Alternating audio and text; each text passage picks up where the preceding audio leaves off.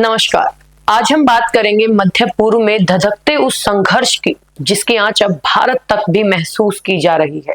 Israel और Iran के बीच चल रही ये जंग न सिर्फ क्षेत्र की शांति भंग कर रही है बल्कि दुनिया की स्थिरता के लिए भी खतरा बनती जा रही है।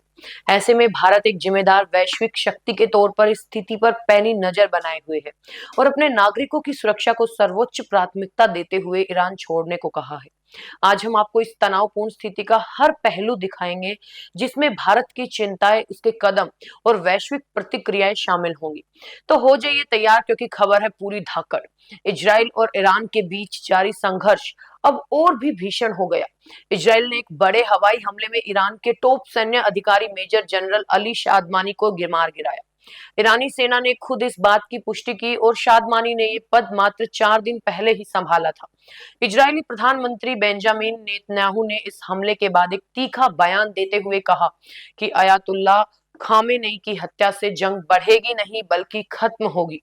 इस क्षेत्र में बढ़ती हिंसा भारत के लिए चिंता का सबब है। इजराइल हमलों में अब तक 224 ईरानी मारे जा चुके हैं जबकि 1481 लोग घायल हो गए हैं और वही इजराइल में भी 24 लोग अपनी जान गंवा चुके हैं जबकि 600 से ज्यादा घायल हैं। मंगलवार सुबह ईरान ने इजराइल में एक बार फिर मिसाइल हमले शुरू कर दिए।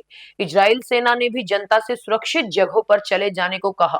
तेहरान में ईरानी सरकारी TV channel IRIB news channel के ऑफिस पर भी इजराइल ने बमबारी की जिसमें 3 लोग घायल हो गए। इन सभी घटनाओं पर भारत की विदेश नीति से जुड़े विशेषज्ञ बारीकी से नजर बनाए हुए हैं।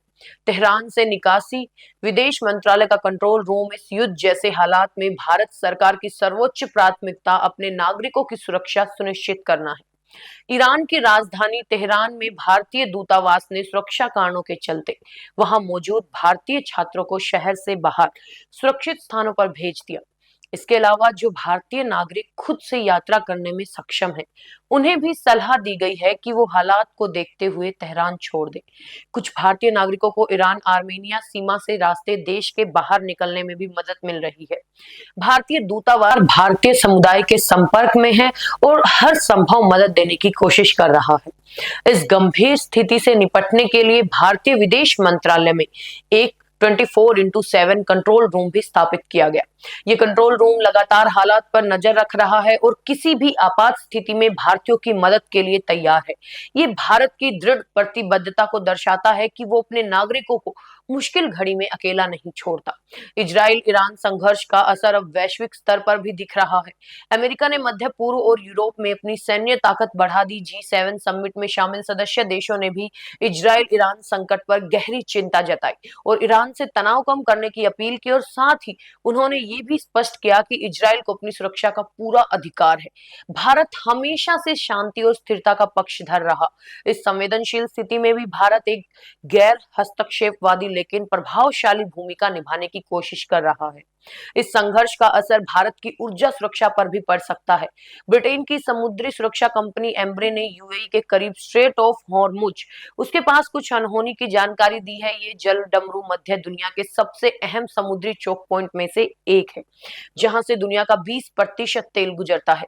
भारत अपनी ऊर्जा जरूरतों का एक बड़ा हिस्सा इसी मार्ग से आयात करता है। यदि ईरान इस रास्ते को बंद करने की अपनी धमकी को अंजाम देता है तो इसका सीधा असर कच्चे तेल की कीमतों पर पड़ेगा जिससे भारत की अर्थव्यवस्था पर गंभीर प्रभाव पड़ सकता है।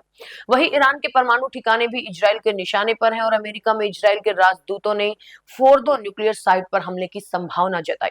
न्यूयॉर्क टाइम्स की एक रिपोर्ट के मुताबिक अमेरिकी राष्ट्रपति डोनाल्ड ट्रंप इस बात पर विचार कर रहे हैं कि ईरान की फोर्दो न्यूक्लियर साइट पर हमला किया जाए या नहीं। भारत इस पूरे घटनाक्रम पर बारीकी नजर बनाए हुए है क्योंकि क्षेत्र में परमाणु तनाव किसी भी देश के लिए शुभ संकेत नहीं है। अमेरिकी राष्ट्रपति डोनाल्ड ट्रंप ईरान को लेकर बेहद कड़ा रुख अपनाए हुए हैं। उन्होंने सोशल मीडिया पर लिखा कि ईरान न्यूक्लियर हथियार नहीं रख सकता और सभी को तुरंत तेहरान खाली कर देना चाहिए।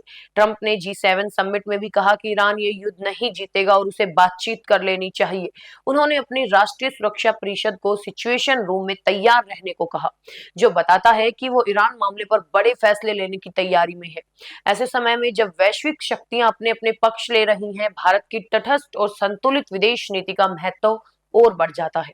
भारत ने हमेशा शांतिपूर्ण समाधान और अंतरराष्ट्रीय कानून के सम्मान पर जोर दिया है।